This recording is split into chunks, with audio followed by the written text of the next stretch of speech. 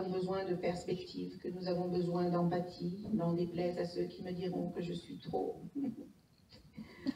C'était trop idéaliste. Ben, si c'est être idéaliste que de demander un peu d'humanité dans la manière dont on considère le fonctionnement du monde aujourd'hui, alors je suis définitivement extrêmement idéaliste. Et une IA, encore une fois, sans la voix des femmes, est un miroir déformant de notre société qui reproduit tous les biais que nous autres êtres humains nous portons, qui aggrave les inégalités, et alors que cet outil, encore une fois, peut apporter des solutions à tous ces préjugés, tous ces biais auxquels nous sommes collectivement confrontés. Et évidemment, tout cela crée un monde totalement déséquilibré. Et je suis là aussi convaincue que le monde se meurt de ce déséquilibre et ça provoque un manque d'harmonie criant que tout le monde voit mais dont on ne veut pas parler parce que là aussi c'est trop tarte à la crème. Et ce déséquilibre, eh bien, on le retrouve évidemment dans les technologies, dans l'IA, mais pas seulement, on le retrouve aussi dans les tables de décision les plus importantes, où encore aujourd'hui 50% des sièges restent vides de femmes. Et si nous construisons une IA déséquilibrée, ne soyons pas surpris que le monde continue d'être encore plus déséquilibré et qu'il mette à mal notre intelligence humaine. Ce déséquilibre a évidemment des conséquences concrètes. Je vais commencer par les systèmes de reconnaissance vocaux qui peinent à comprendre par exemple les voix féminines ou comprendre d'autres accents ou ne pas prendre en considération certains handicaps.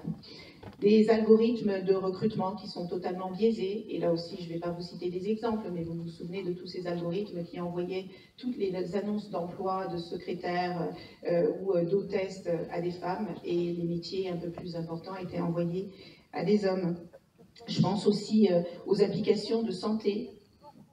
Un homme aura beau être bienveillant et être attentif et être l'un des alliés les plus puissants de la cause des femmes, mais un homme ne vivra pas certaines situations que les femmes vivront. Il ne les vivra pas. Et par conséquent, il n'aura pas la possibilité d'y apporter les solutions que nous pourrions y apporter.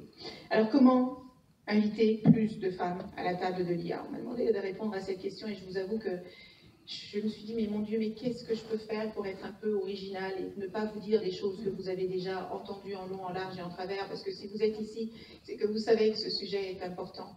Et en fait, je me suis dit que je n'allais pas réinventer l'eau chaude, parce que, en vérité, les sujets, même s'ils ne sont pas innovants, aujourd'hui, on est encore dans l'intention.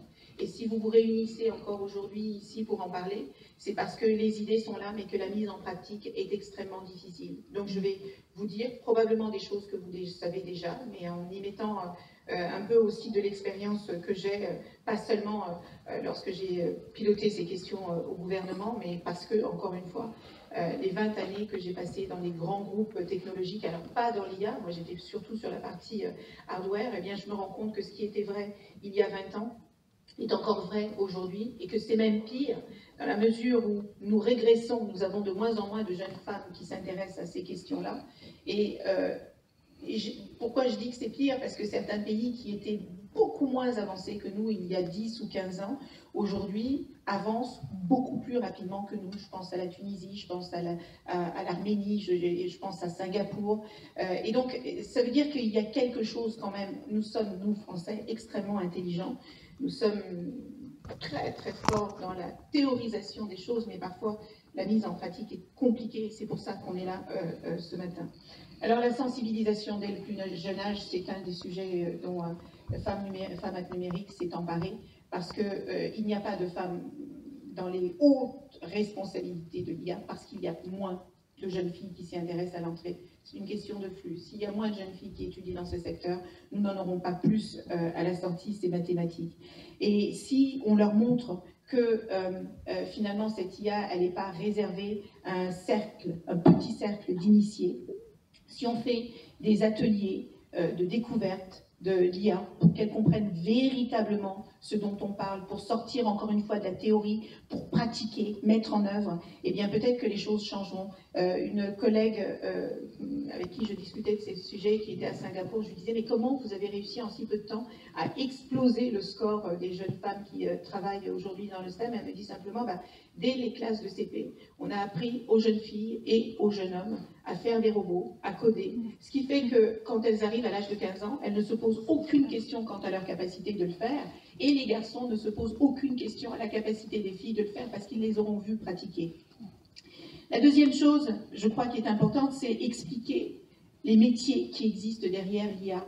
Alors peut-être que vous êtes des experts et des expertes sur le sujet, mais est-ce que nous savons tous la liste des métiers que l'on peut faire avec l'IA? Peut-être que si on expliquait aux jeunes filles qu'avec l'IA, on peut éduquer, on peut protéger du harcèlement, par exemple. On peut connecter des personnes qui n'auraient jamais eu la chance de pouvoir se connecter. Si on expliquait à toutes ces jeunes filles que l'IA ouvre des perspectives, qu'on peut l'utiliser dans l'art, qu'on peut l'utiliser dans l'architecture, eh bien, si on expliquait à ces jeunes filles que les métiers de l'avenir sont essentiellement tournés vers ces STEM, eh bien peut-être qu'elles réaliseraient qu'il est temps pour elles de s'en emparer et que leur avenir professionnel repose aussi là-dessus.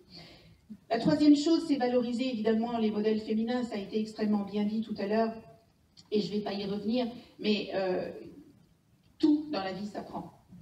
Tout dans la vie s'apprend. Vous connaissez peut-être cette règle des senteurs qui dit que si vous passez 18 minutes par jour sur un sujet qui vous passionne, je crois qu'au bout de 5 ans, vous devenez l'une des personnes les plus intelligentes sur ce sujet. 18 minutes.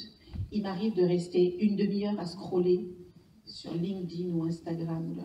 Et ben, je me suis donné comme objectif de passer 18 minutes par jour sur un sujet qui me passionne. 18 minutes par jour sur l'IA pour comprendre ce que c'est, ce que ça fait, comment on peut l'utiliser, peut définitivement changer la manière dont on voit cet outil. Évidemment, changer les pratiques de recrutement. Je crois qu'il y a beaucoup de personnes ici qui travaillent dans les ressources